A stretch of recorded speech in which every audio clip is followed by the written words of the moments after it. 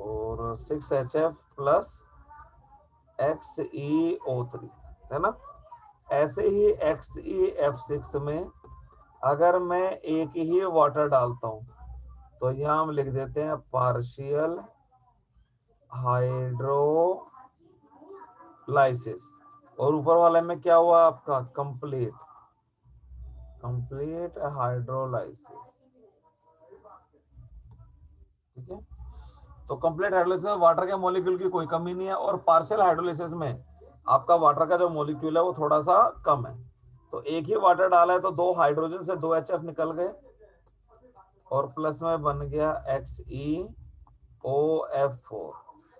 एक और देखो, XeF6 प्लस 2H2, ये भी पार्शियल हाइड्रोलिसिस हुआ आपका, तो हाइड्रोजन आ गया 4, तो 4HF निकल गया, और प्लस में XeO2 and F2।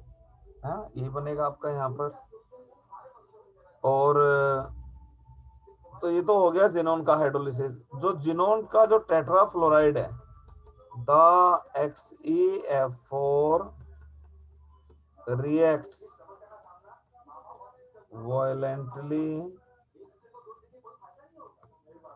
violently with water and it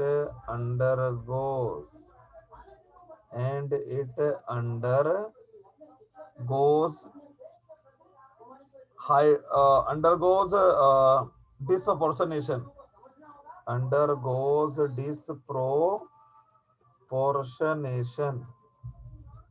during its hydrolysis, अपने हाइड्रोलिसिस के दौरान।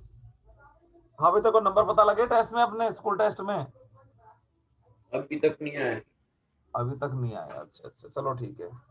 तो ये देखो XeF4 नई डेट शीट आ गई रिएक्शन है। एपिसोड वाली। कौन सी डेट शीट? प्री बोर्ड की?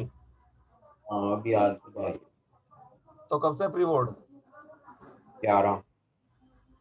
11 जनवरी से? हाँ हाँ तो ठीक है, चलो करा दूंगा ना, क्या दिक्कत है, रहा ही क्या रहा है हमारा। बस खाली इसके बाद D&F और कोऑर्डिनेशन, यही ना। ठीक है बस हो ठीक जाएंगे, है। कोई छोटे छोटे चैप्टर है, कोई बड़े चैप्टर थोड़ी ना ये। XeF4 में हमने वाटर डाल दिया। अब देखो यहाँ पर हो रहा है डिस्प्रोपोर्शनेशन, तो जेनोन है यहाँ पर +4, +4 से जेनोन हो जाएगा +6 XeO3, और जब रिड्यूस होगा तो फ्लोरीन हटेगा आपका, तो ये Xe हो गया यहाँ पर आपका, और हाइड्रोजन और फ्लोरीन का कॉम्बिनेशन होगा तो HF भी आएगा आपका। अब फ्लोरीन की टेंडेंसी क्या है? फ्लोरीन तो HF बना रहा है ना, यानी कि ऑक्सीजन को क्या कर रहा है, यहाँ से फ्री कर रहा है, यानी कि कुछ ऑक्सीजन यहाँ पर क्या हो जाएगा, रिलीज भी हो जाएगा, है ना। अब बताओ बैलेंसिंग क्या आएगी इसकी, सोचो जरा ध्यान से। डिस्प्रोपोर्शनेशन हो रहा है यहाँ पर, कैसे करोगे बैलेंसिंग इसकी?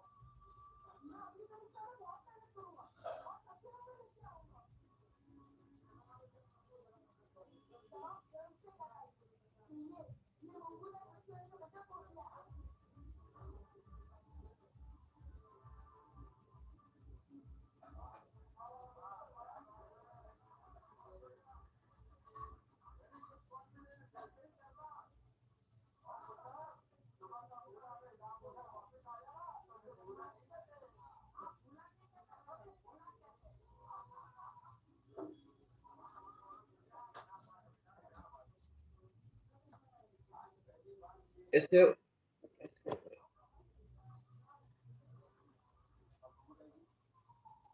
हो गई भाई बैलेंस?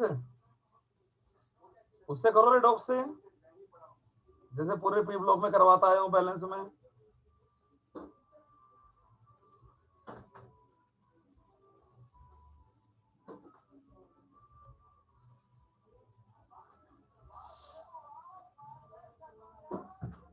एक सेकंड कर लो।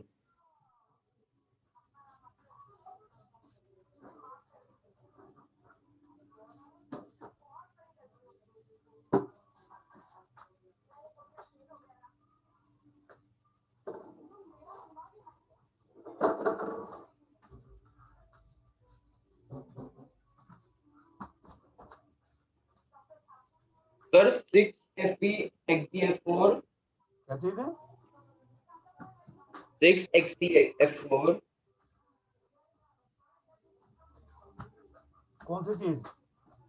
6XDF4 नहीं मैं समझा नहीं, थोड़ी आवाज कट के आई थी मुझे। हाँ बोलो।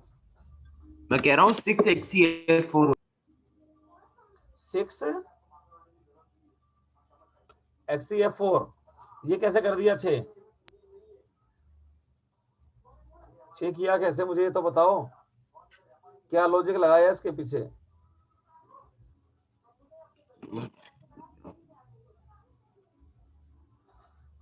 कुछ तो लॉजिक लगाया होगा ना इसके पीछे। सर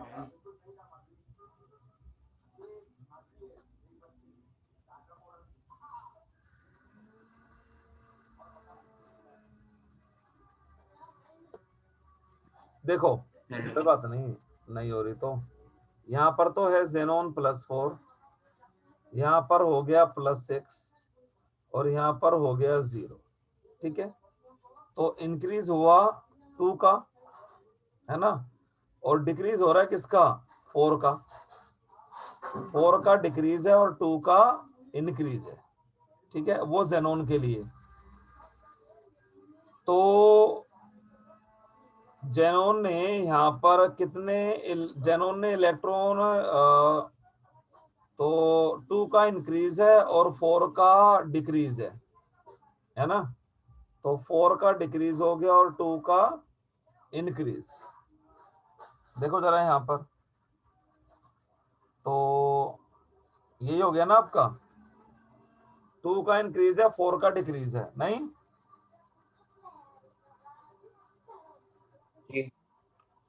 लो और समझो इस चीज को थोड़ा और ध्यान से आगे से। एक यहाँ पर देखो ऑक्सीजन भी है। ऑक्सीजन कुछ -2 से क्या हो चुका है? 0 हो चुका है। तो यानी कि 4 इलेक्ट्रॉन का लॉस कौन कर रहा है? ऑक्सीजन भी कर रहा है आपका, है ना। यानी कि 2 ऑक्सीजन मिलकर 4 इलेक्ट्रॉन का लॉस कर रहे हैं आपका। तो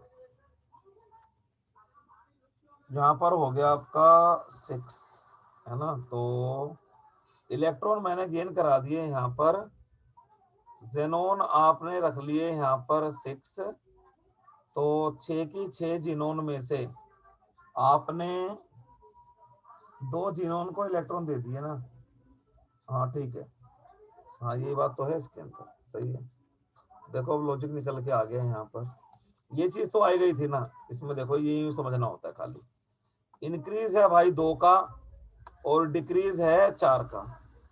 तो 4 का डिक्रीज कर दो और 2 इंक्रीज होने वाले को कर दो यहाँ पर। टोटल जिनोन हो गया 6, यहाँ पर 6 ले आया मैं।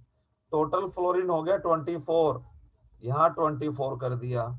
तो अब हाइड्रोजन 24 हो गया यहाँ पर, तो यहाँ 12 कर दिया। ऑक्सीजन लेफ्ट में 12 है, राइट में 6 है, तो यहाँ भी 6 कर दिया। समझे? ये रिएक्शन इस तरीके से बैलेंस हो गई आपकी। चलो अब जरा आ जाओ शेप्स पे इनकी, ठीक है ना। तो इसमें देखो एक क्वेश्चन दे रखा है इसने यहाँ पर। क्या ये एक रेडॉक्स रिएक्शन है? पूछता है ये। बताना जरा, ये जो रिएक्शंस हैं, ये दोनों रिएक्शन, क्या ये रेडॉक्स रिएक्शन है या नहीं? कौन सी वाली? ये दोनों, ये वाली, ये दोनों रेडॉक्स रिएक्शन है या नहीं है? नंबर डाल देता हूं, कोई बात नहीं। 1 2 3 बोलो।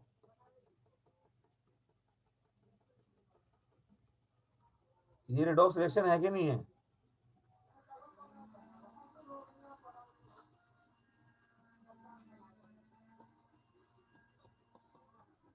दिखाना तो कौन सी वाली? सबसे पहली वाली और कौन सी वाली?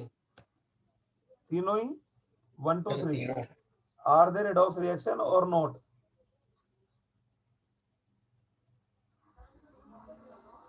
XZ पे आ गया +6 का, आपका हो गया +3।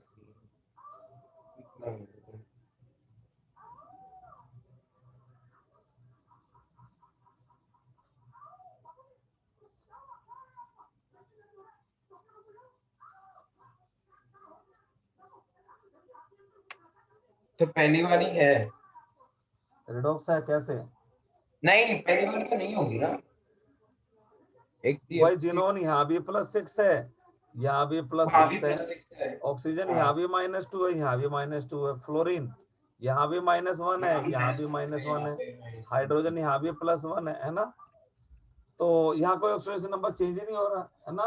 तो इन नहीं these reactions none of the species is undergoing a change in its oxidation number, है ना? तो मैं लिख दूं यहाँ पर in these reactions none of the species are undergoing a change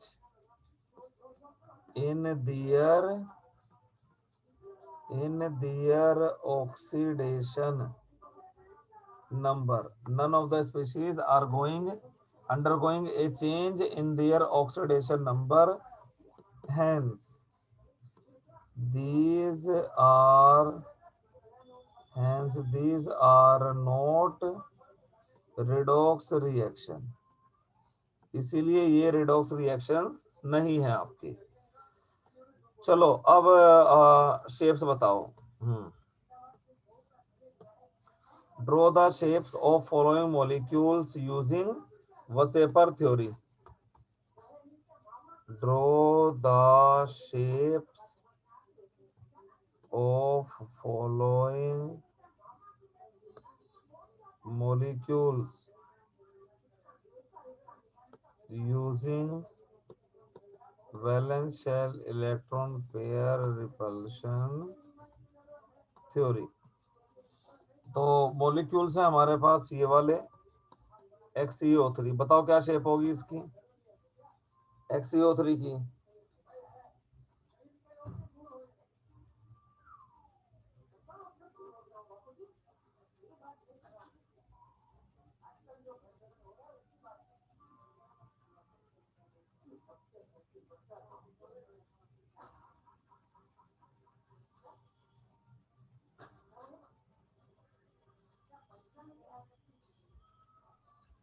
और सर XeO3 में एक सेकंड,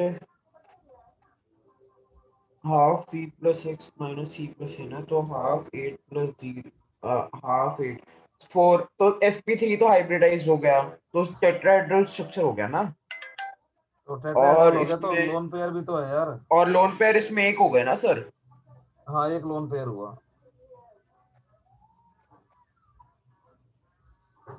तो फिर क्या शेप हो गई? पिरामिडल। हाँ हाँ बिल्कुल पिरामिडल है ना। तो ये शेप हो गई इसकी XE, यहाँ पर लोन पेयर हो गया, ये हो गया, ये हो गया, ये हो गया। This is pyramidal. चलो अब इसका बताओ XeF4।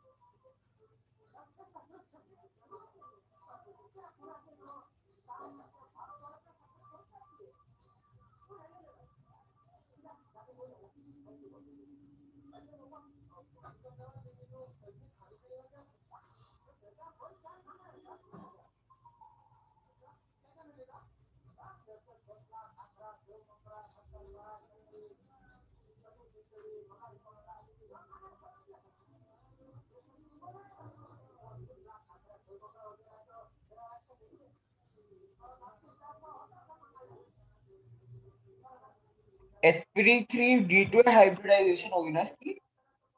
sp3 d2 d2, हाँ ठीक है, 8 और 4 12, हाँ sp3d2 हाइब्रिडाइजेशन हो गई।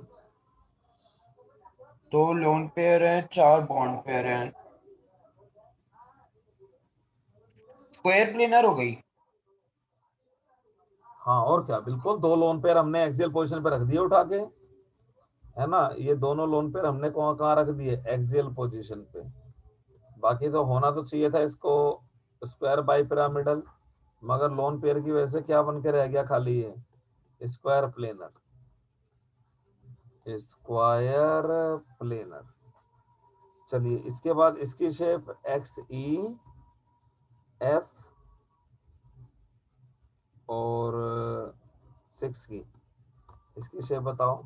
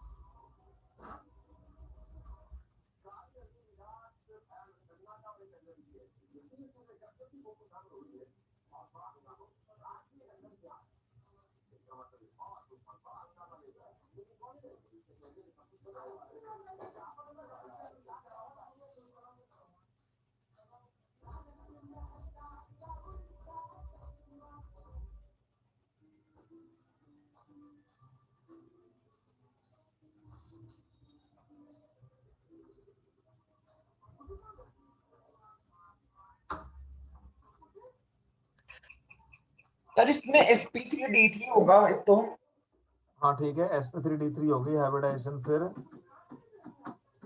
और 5 बॉन्ड पेयर होंगे और एक लोन पेयर। क्यों 5 बॉन्ड पेयर, कैसे 6 बॉन्ड पेयर हुए ना यार, 6 6 बॉन्ड फ्लोरीन पेयर, नहीं है, sorry 6 sorry bond pair sorry और 6। एक लोन पेयर, यानी कि टोटल 7 इलेक्ट्रॉन पेयर्स हो गए, ऑक्टाहेड्रल होगी ना?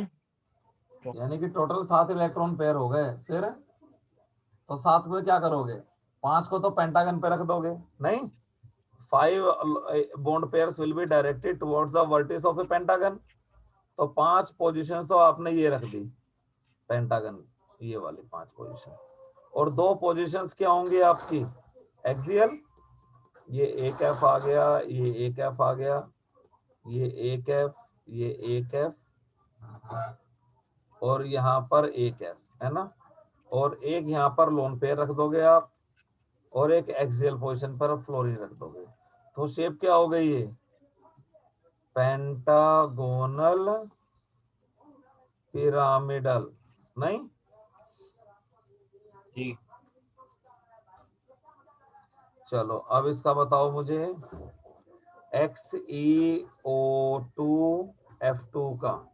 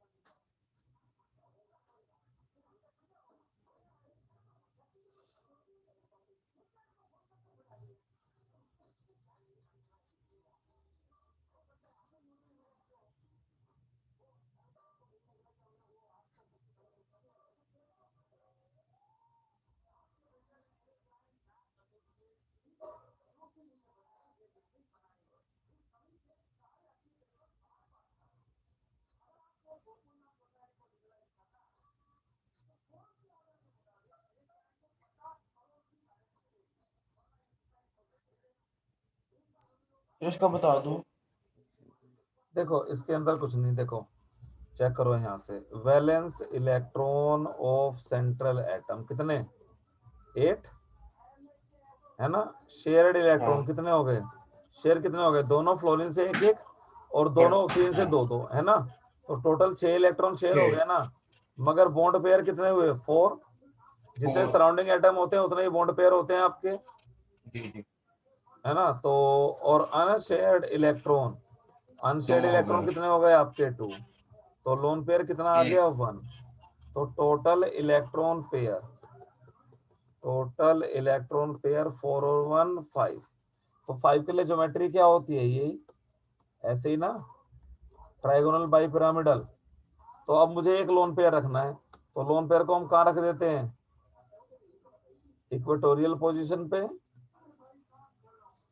और यहाँ पर हो गया फ्लोरीन फ्लोरीन, और यहाँ पर डबल बॉन्ड और ये, और ज्योमेट्री क्या हो गई, सीसो। ठीक है, सीसो ही तो बोलते हैं ज्योमेट्री को हम। ठीक है, चलो अब इसको बताओ मुझे, ठीक है। XeOF4 इसका ज्योमेट्री क्या होगा।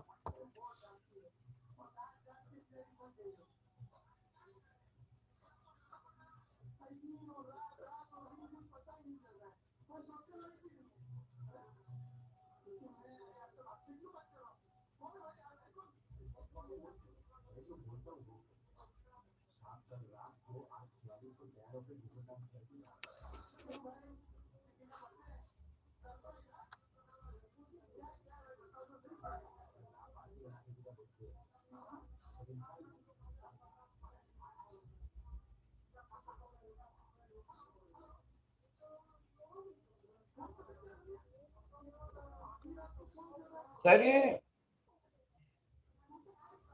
हाँ बोलो। स्क्वायर पिरामिडल है।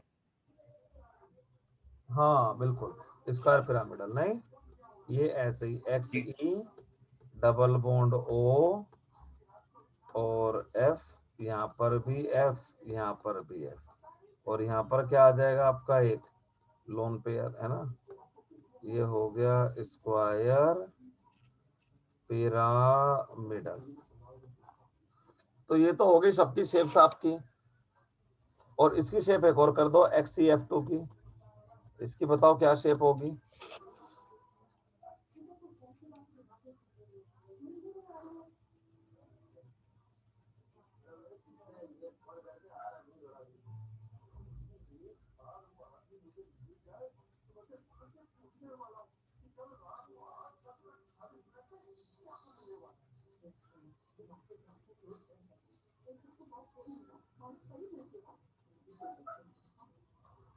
XDF तो लीनियर हो गया ना। लीनियर ना, बिल्कुल, है ना। ये ऐसे हो गया आपका XeF और बाकी 3 लोन पेयर मैंने कहाँ रख दिए, लोन पेयर है आपका। इक्वेटोरियल पोजीशंस पे, है ना। ऐसे ही तो हुआ आपका ये लीनियर। चलो फटाफट से इनके यूजेस कर लेते हैं, खत्म करते हैं इसको। तो हीलियम, हीलियम का यूज बताओ, एक तो सॉल्यूशन चैप्टर में कराया हुआ है मैंने तुम्हें।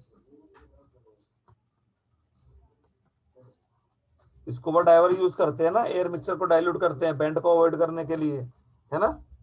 जी जी। है ना, तो पहला क्या होता है आपका, the air mixture, the air mixture used by scuba scuba divers is diluted by helium. उसको हीलियम से क्या कर देते हैं, डाइल्यूट कर देते हैं, है ना। और दूसरा, और it is used in MRI machines. It is used in MRI machines. इसको MIR मशीन में यूज किया जाता है, ठीक है ना। और कहाँ यूज करते हैं भाई इसको, हीलियम को, है ना। हाँ, और तीसरा वो जो मौसम वाले जो बलून्स होते हैं, meteorological balloons, it is used to fill metro, it is used to meteorological balloons, उनको फिल करने के लिए भी यूज होता है आपका ये।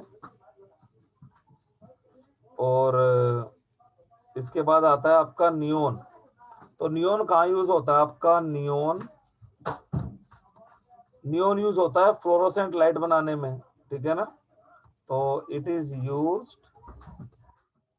Used in making fluorescent bulbs, ठीक है ना, फ्लोरोसेंट बल्ब बनाने में यूज होता है आपका। और आर्गन, तो आर्गन मेनली जो नॉर्मल बल्ब होते हैं, argon, it is used in making glass bulb. Glass के बल्ब में क्या होती है आपकी? आर्गन भरी हुई होती है आपकी। और it is also use to provide inert atmosphere, है ना। It is also used to provide inert atmosphere. और ये चीज हो गई आपकी। बस लास्ट में किसको लिख दो आप? Xenon and krypton. तो ये जो आपकी लाइट है ना, ये जो प्रोजेक्टर लाइट्स होती है ना, उसमें जेनोन भरी जाती है। तो xenon gas is used for filling of projector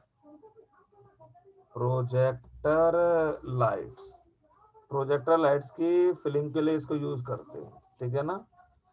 और बस यही है आपका। ठीक है भाई, चैप्टर खत्म। तो नेक्स्ट क्लास में करते हैं इसको, कोऑर्डिनेशन कंपाउंड को, ठीक है ना। और इसके बाद कौन सा डी एंड एफ है ना, डी एंड एफ ही करते हैं पहले, फिर कोऑर्डिनेशन कंपाउंड को करेंगे, ठीक है। ठीक। ठीक है, ओके।